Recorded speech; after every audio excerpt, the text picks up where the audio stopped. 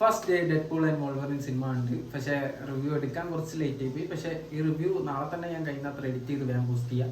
സിനിമയെ കുറിച്ച് പറയുകയാണെങ്കിൽ ആഫ്റ്റർ ദ എൻഡ് ഗെയിം ഒരു ബെസ്റ്റ് മാർവൽ സിനിമ. അപ്പൊ ചിലവർ പറയും നോവേ ഹോം പിന്നെന്താന്ന്. പക്ഷെ നോവേ ഹോം ടെക്നിക്കലി ഒരു സോണിയുടെ പടമാണ്, അത് മാർവലിന്റെ പടമായിട്ട് കൂട്ടാൻ പറ്റൂല.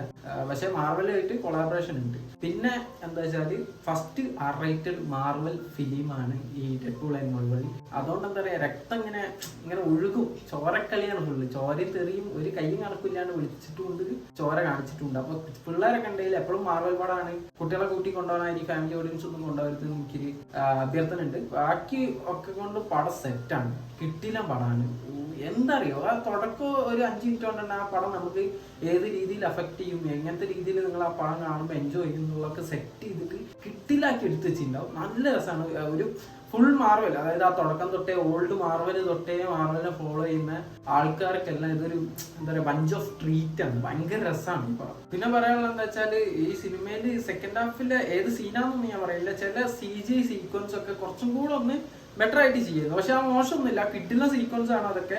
പക്ഷെ ചെറുതായിട്ടൊന്ന് ട്വീക്ക് ചെയ്തിന്റെ നന്നാവുന്നു എനിക്ക് തോന്നി. പിന്നെ കുറെ ന്യൂ ടേംസ്, പിന്നെ TVന്റെ അകത്ത് തന്നെയുള്ള പുതിയ ടെക്നോളജീസും കാര്യങ്ങളൊക്കെ കാണിക്കുന്നുണ്ട്.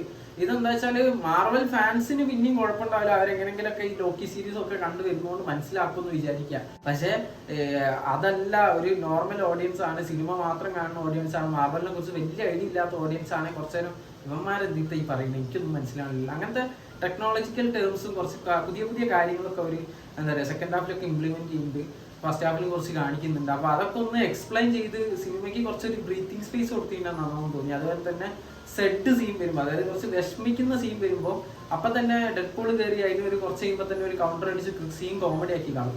ആ ഒരു വിഷമമുള്ള സീന് നമുക്കൊന്ന് ഫീൽ ചെയ്യാൻ പോലും സമയം തരില്ല.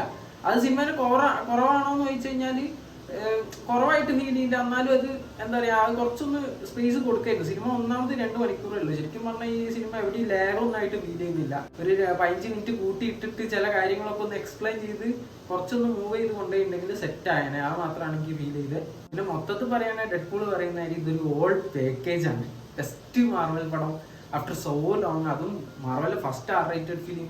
ഫാൻസുകാർക്ക് ട്രീറ്റ് ആണ്. ഡെഫിനറ്റ്ലി മാർവൽ ഫാൻ ആണെങ്കിൽ ഈ സിനിമ എങ്ങനെ പോയാലും തിയേറ്ററിൽ തന്നെ കാണാൻ ശ്രമിക്കുക. അത്രയും ഉള്ള പടമാണ്, ഒരു ഭയങ്കര എക്സ്പീരിയൻസ് ആയി. ഞാൻ പിന്നെ എന്ത് പറഞ്ഞാലും സ്പോയിലർ ആയി പോകും. അതുകൊണ്ടാണ് ഞാൻ ഇവിടെ വെച്ച് നിർത്തുന്നത്. കാണാത്തവരിന്റെ ഡെഫിനറ്റ്ലി മാർവലിന് ഇഷ്ടമാണ്, തിയേറ്ററിൽ തന്നെ പോയി കാണേണ്ട പടമാണ്.